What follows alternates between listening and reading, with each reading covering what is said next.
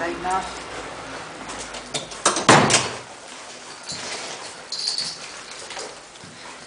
tem aqui no primeiro andar, tem uma cozinha, que é onde eu lavo roupa também.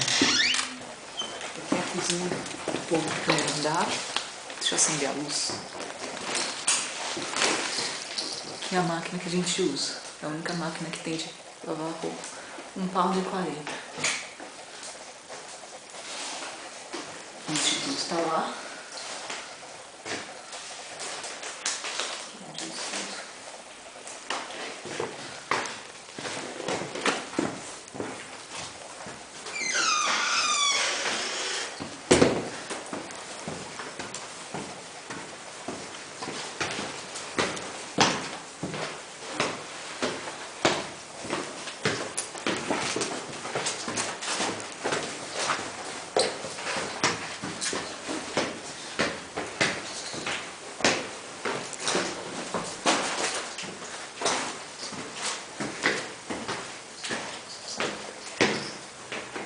Explica aí porque tem essa porta.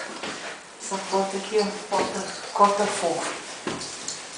Porque se tiver um fogo, ou previne do fogo seguir pra lá, ou do fogo seguir pra cá. Mas é uma coisa meio português, porque tem esse negócio aqui desse lado.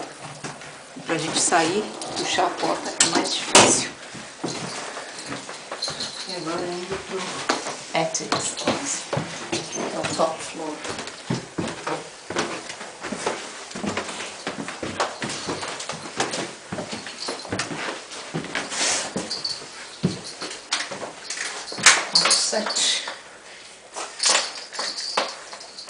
E a chave vira do contrário também.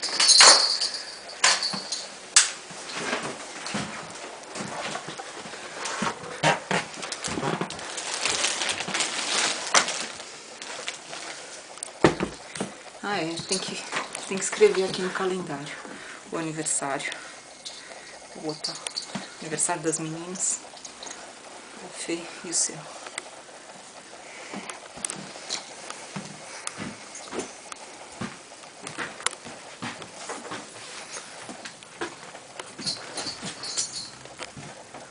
Detalhe do Brasil.